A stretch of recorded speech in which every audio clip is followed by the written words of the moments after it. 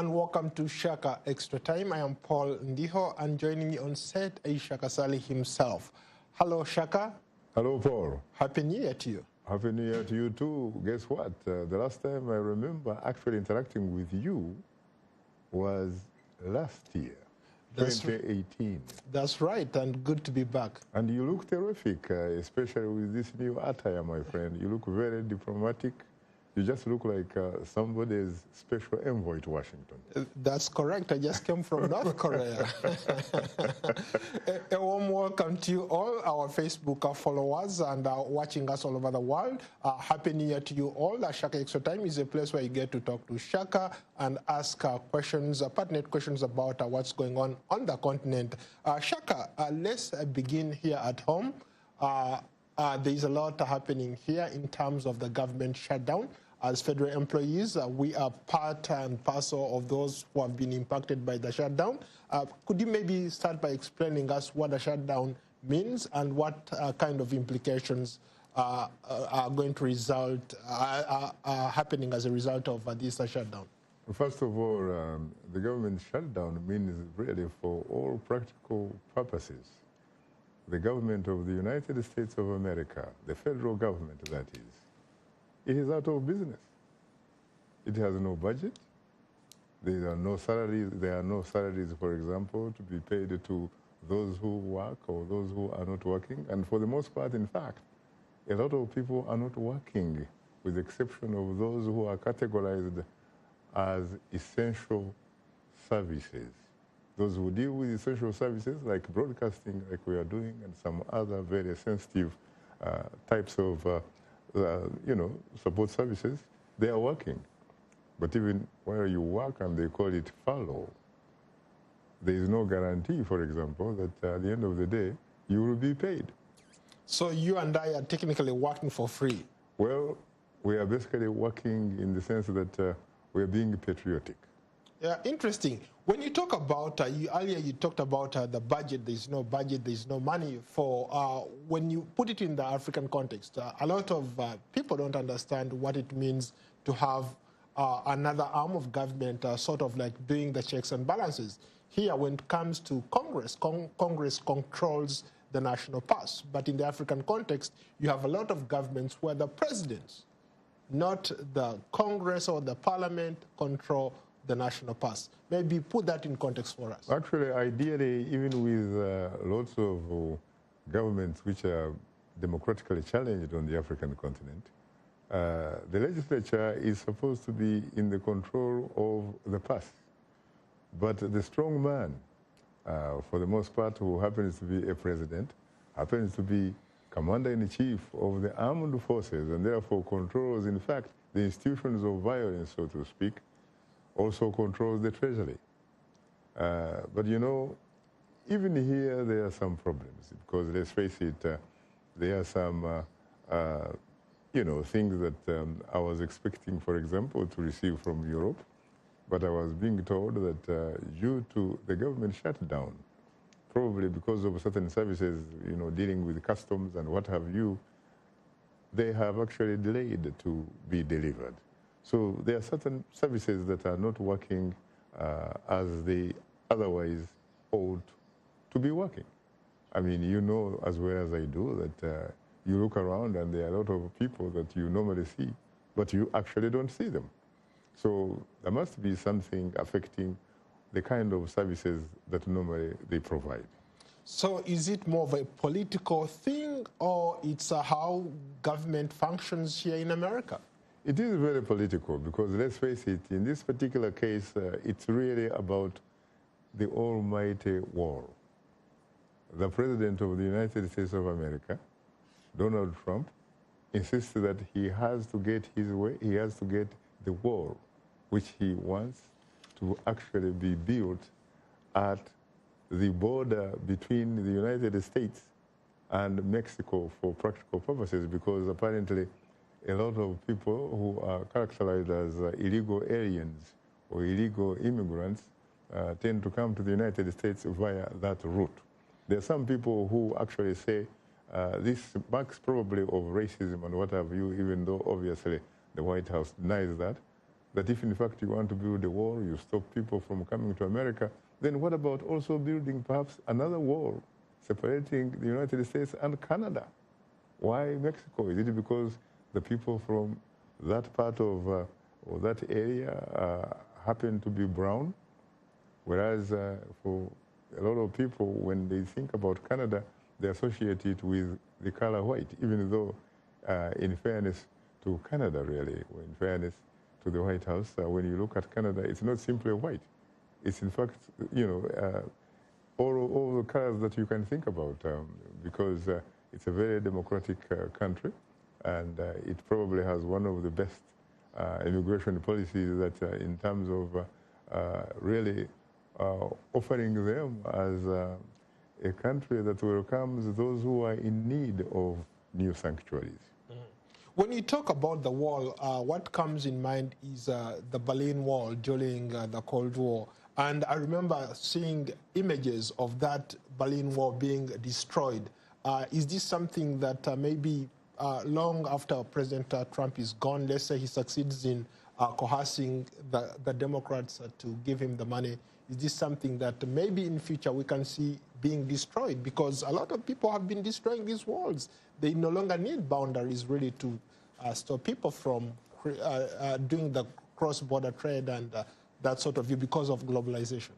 I think that it is very, very unfortunate, especially when you're talking about a country that has actually been historically known for providing sanctuary to a lot of needy people, especially people who come to this country running away from political persecution, you know, that kind of stuff. And of course, there are also others who come here who are characterized as economic refugees, who feel that there are some greener pastures here in North America, and that when they come here, they get an opportunity to build themselves up. And when you think about it, that is true. But it is also equally true that, in fact, all studies indicate that those immigrants that we are talking about, when they come here, they in fact add value. They contribute a lot. They contribute enormously, to such an extent that the United States, when you look at it actually, it is a country that is a reflection of the rest of the world. So we're talking about, for example, when you are in the United States, you are actually living in a country that is a reflection of what you would characterize as the United Nations plenary session. Everybody is here, whether they are called tribes, whether they are called ethnic communities, whether they are called nationalities, whether they are called the colors of, you know, that they are white, they are black, they are yellow, there are others who are somewhere in between and whatever. They are all here. And it is a country that for many, many years used to be looked up to as an example of what should really happen in this world. And you have a lot of statues, for example, in this country, which celebrate that.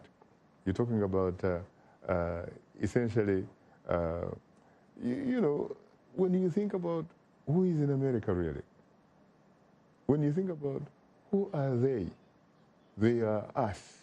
When you talk about the Statue of Liberty in New York, that incredibly gorgeous woman who basically has her arms welcoming those people who are running away from religious persecution, from political persecution, dictatorships, and all that kind of stuff.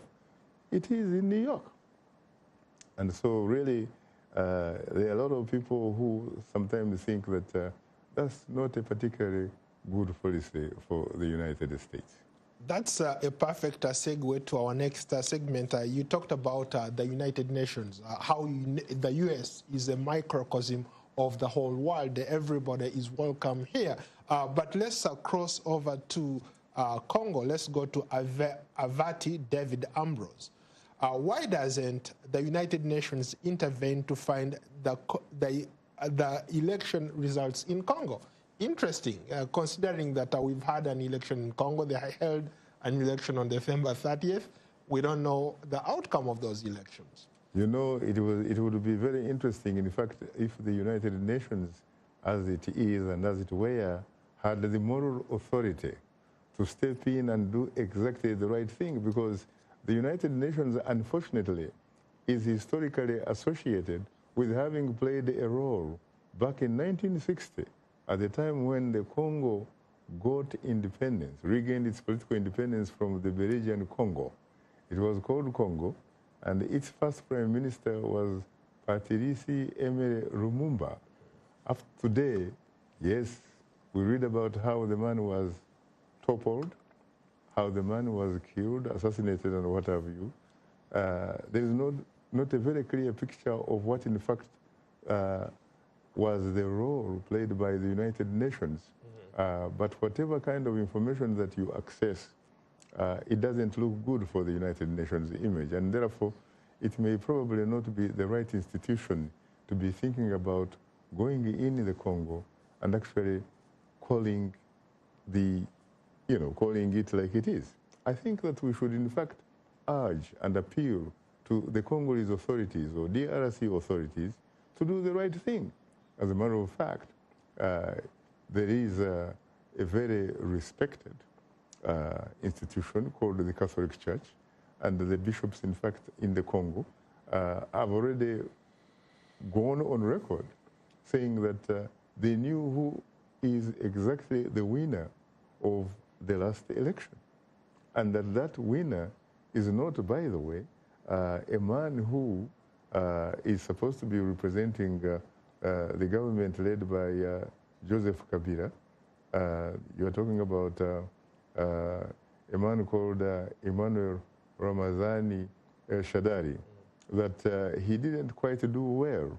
That is according to some sources that I have actually heard from.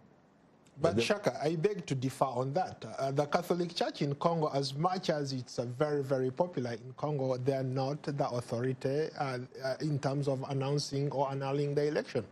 There is a body, the Electoral Commission, that is authorized by law to be the person or to be the body that announces those elections.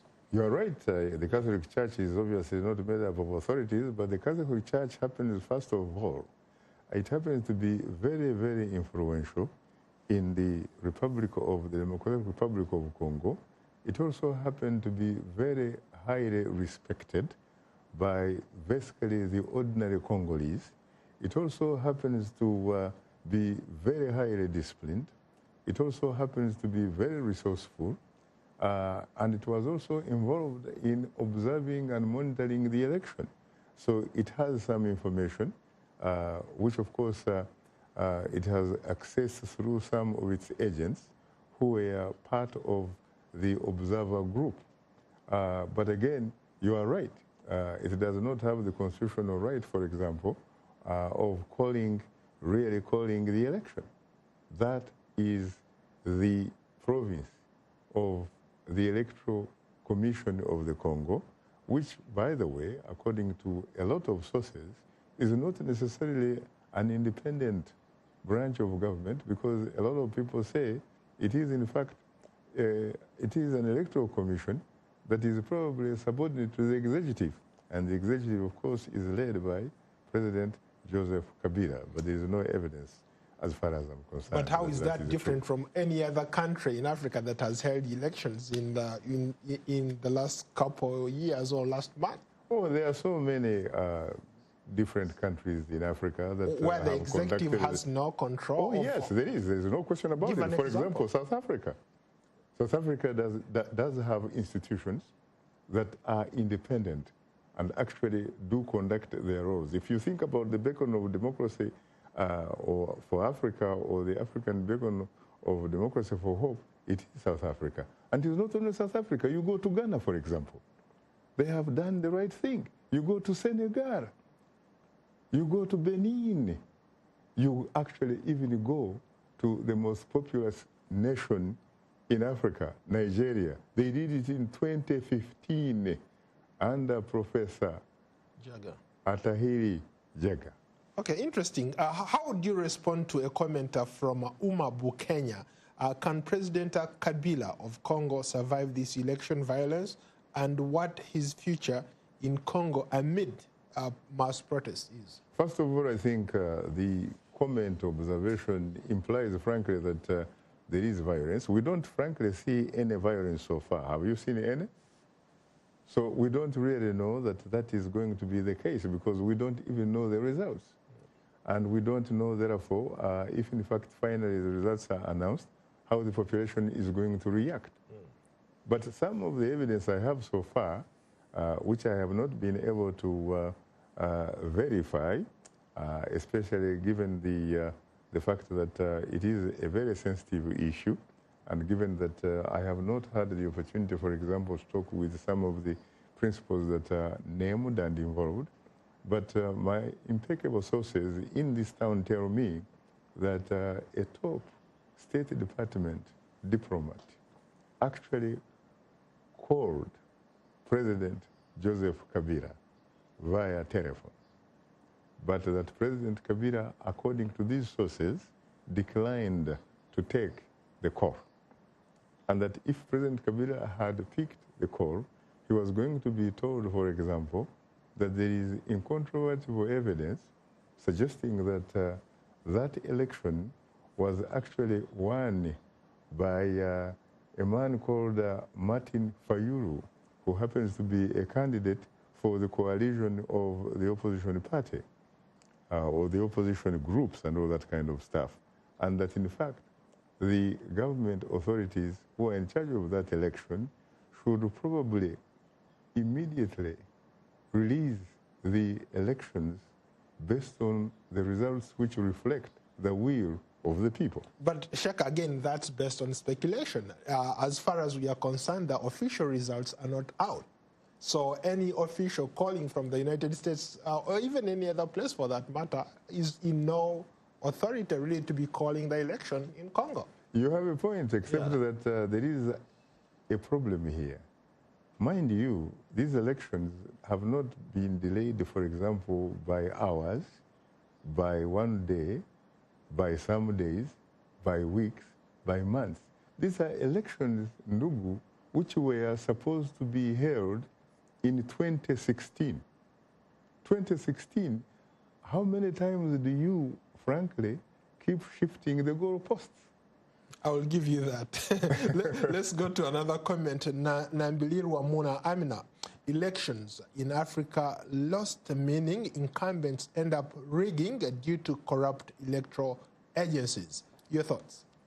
Well, again, that is very interesting because when you think about it, the vast majority, in fact, of the elections that have actually been conducted on the African continent, some very critical, knowledgeable observers characterize them as elections.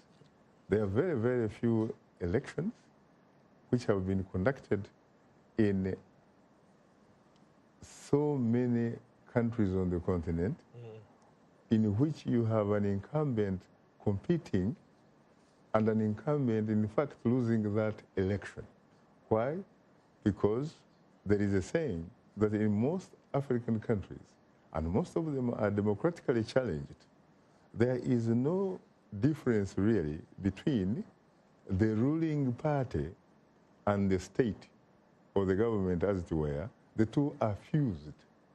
And so you have an incumbent who has incredible advantages. It is imagining really having a football match between two teams, and one of the team is led by a captain who actually has the power to choose the ball that has to be used for playing the game, to choose who is going to be the referee, the linesmen, or lineswomen, or linespersons, and also, to a certain degree, perhaps, to choose who are in fact going to be the spectators. And having said that, also to choose, by the way, the people that are in fact going to count the votes. And so it is said that in most African countries where elections have been held and where an incumbent is actually participating, what happens normally is that the results do not necessarily reflect the will of the people, but rather the will of the individuals who actually are counting the vote, and to some degree sometimes the will of the individual who has the power to announce the results. You are watching Shaka Extra Time, a show that comes to you live every Tuesday here at the Voice of America. Today we are talking about the elections in Congo. Right now, I think maybe let's focus our attention to Gabon. But before we go to Gabon, if you don't mind, I just wanted to say that there are really two possibilities here in the Congo. Either the election is going to be won by Fayulu, a man who comes from Bandundu, and a man who is supported, by the way, by, among others, Jean-Pierre Bemba and Moise Katumbi. And or the election is going to be won by Felix Tshisekedi, a Muruba man who comes from, what used to be Katanga, where you have the diamond epicenter, the world's diamond epicenter. We're talking about Mujimai and Kananga. These are places where you can just be walking, and when it rains, you can just see diamond in your neighborhood, that kind of stuff. This man is, by the way, when you look at him, Felix Tshisekedi, who obviously had a father who happened to be almost like in permanent opposition, a man that at least never had the credit of winning an election, even though there are times when he looks like he is in a position where he could have ended up being president of the Democratic Republic of Congo. Felix Tshisekedi, when you look at what he's talking about and what he's saying about not wanting to be politically vindictive or to carry out to become like a man who is political witch hunting and stuff like that, he sounds like a man who, others have suggested, he may in fact have cut a deal with President Joseph Kabila, and that he could in fact be the kind of guy who could protect the interests of President Joseph Kabila and what have you. And therefore there are people who say he is the man that President Joseph Kabila probably could cut a deal so that they could have a sort of transitional government together. After all, President Kabila controls the institutions, including those institutions of violence. But wait a minute, Shaka. You seem to be very confident that the opposition is going to win. How about the guy, the ruling coalition that Shadari, Ramadan Shadari is representing? I do not see it. From what I've seen, he looked like he was doing very, very well in the campaigns leading to the election. It is not up to me really to feel or to think. What I am saying is a reflection of the sources that I have interacted with, the kind of information that they have. There is no question that it doesn't look good for Shadari. It doesn't look good because you have to talk about a country having a government that is running on a specific record. There are some good things that the Kabila government has done and what have you, but a lot of people say, to be very honest with you, that they feel like they want change. Shaka, a lot of people are asking us about the coup in Gabon. Can you maybe explicitly talk about that very briefly? The coup probably that never was, because the last time I checked, the government of Ali Bongo still remains in place. Some of the leaders of the coup, very young junior officers and stuff like that, were arrested. And in fact, I think I saw that two of them may in fact have actually been killed. That's correct. Yeah. So there is no coup. The coup did not succeed, but there was an attempt. So does that mean that from what we've been reading, political analysts talking about how President Ali Bongo Ondimba has a grip on power, does that sort of like reinforce what these political analysts are saying? It is not simply President Ali Bongo, but it probably is really the family of the Bongos have actually been in power for at least 5 decades. 5 decades. But they have to address the fundamental root causes of what causes, military coups. So why people, for example, when they go to the votes, they decide that they are voting for change. You have an incredibly rich country, again, where people are incredibly very poor in terms of service delivery and what have you. Mind you, the president himself right now as we talk is in fact undergoing medical treatment and recovering in another African country, which is named Morocco. Why wouldn't he, for example, be recovering in his own country? This is a man who at one time was Minister of Defense, and he was honestly reputed for having built an incredible and enviable medical care system for the soldiers and stuff like that. I interviewed him so many, I think, not a long time ago. I mean, it was last year. And he's a remarkably articulate individual. By the way, he's a graduate of the University of Paris, the Sorbonne. He did law. He also did some courses in English at my alma mater, UCLA, University of California, Los Angeles. He's a very nice guy. He obviously looks like he knows exactly what he's doing. But to be very honest with you, he needs to, first of all, make sure that the average Gabonese become the primary stakeholder in the economy of the Republic of Gabon. And if he doesn't really take care of some of those problems, this will not be the last time that soldiers will have tried to take him out. I've been to Gabon a couple of times, and I've seen some of the reforms that he is trying to usher in, but it doesn't look like a lot of people are satisfied with what he has been doing. What are you talking about tomorrow on Straight Talk Africa? Tomorrow, we are basically looking at the challenges of political transitions, really. And so we'll be, in fact, even talking a little bit more about what is happening or not happening in Gabon, why the soldiers decided to use that mode of trying to bring about change. We'll be looking also at whether or not we have the election results from Kinshasa. We'll be looking at the Sudan, where the ordinary people have decided to at least express their feelings, their thinking about the services of the man that is at the political harem in Khartoum. Is it Field Marshal Omar al-Bashir? So we'll be talking about that, and we'll be also talking about other countries that are going to be conducting elections. You're talking about Africa's most populous nation, Nigeria. Can it in fact repeat what happened in 2015? Because if it does, then that will be great, because 1 out of every 4 Africans, some studies show, may in fact be a Nigerian. So if Nigeria can in fact get it, Nigeria can become democratic.